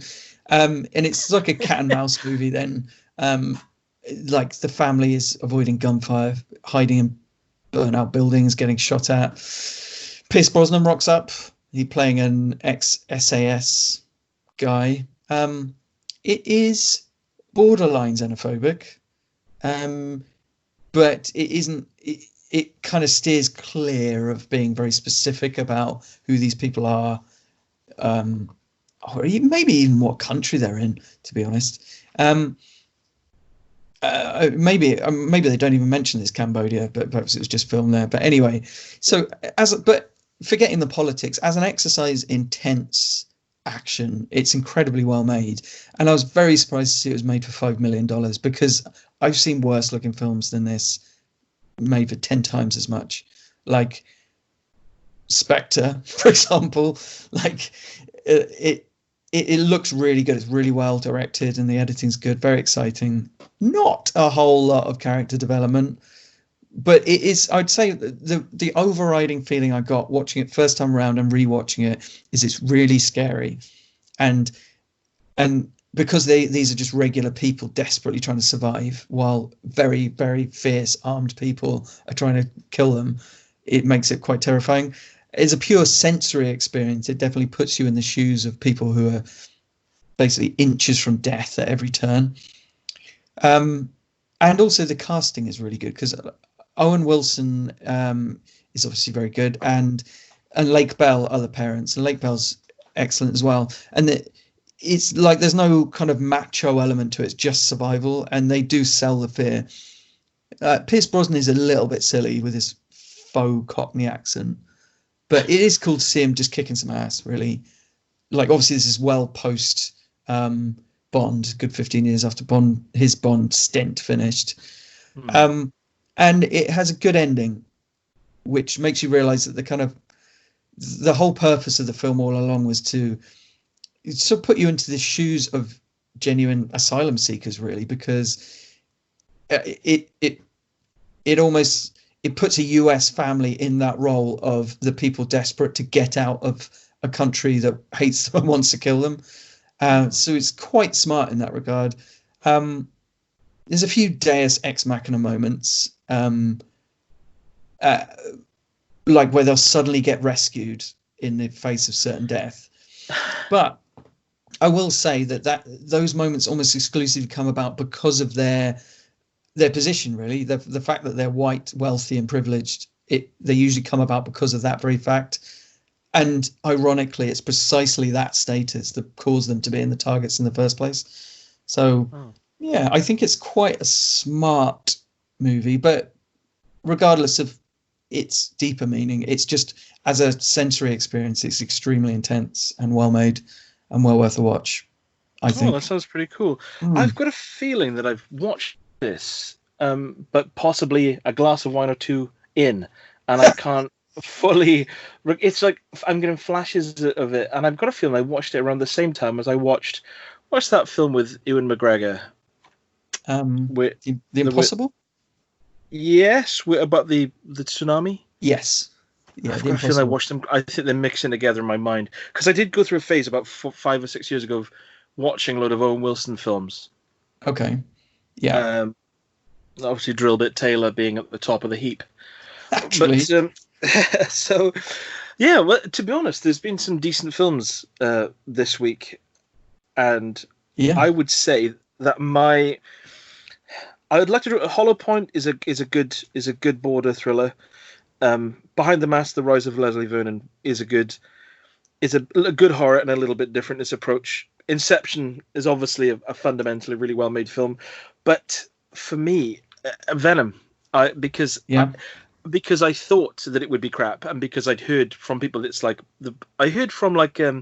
that the entire middle of the film was boring, and that to me is like the worst crime a film can commit, is to bore me. But no, I really enjoyed it, and I'm looking forward to the next one. So for me, film of the week is Venom. I will be watching that, as well as the other one, whose name I've already forgotten. The Hollow Point. No, The Rise of Leslie Vernon. Leslie Vernon, that's it. Yeah. Yes, definitely be watching them. So for me, my selections haven't been so good this week, but I think if I was gonna, Awakenings is very solid, and it's an interesting little moment in history, and very well acted. I think if you're going to watch a Robin Williams film, and you want to try something a little bit different, or perhaps something which you hadn't thought of before outside like his bigger hits, then Awakenings is a good movie. But I would also like to draw attention to No Escape, because it seems like a really exciting, tense movie, which is very well made, and it doesn't seem to have pleased anyone at the time. I think critics found it possibly xenophobic or tasteless, and maybe I don't know, maybe because it's not about a hero kicking ass, maybe it was a bit lost on audiences as well. I don't know, but I thought it was pretty smart, pretty exciting little film. So I'd say No Escape. Yeah, I think that's one on my list to watch as well, definitely. Yeah, really cool. Okay, so that's that. We actually finished it under 2 hours, which is good. Yeah, that's a rarity for us. You're obviously just not watching enough films. Yeah, next time we'll bring it under 30 minutes. Yeah. I love it. Right then, I'm gonna go off and maybe watch No Escape, and then I'll watch No Way Out, and then No Retreat, No Surrender, and then I'll watch Escape Plan 2. That film So was sorry. crap, by the way. It's a spoiler to any of us. I don't think it even made it through the first one, to be honest.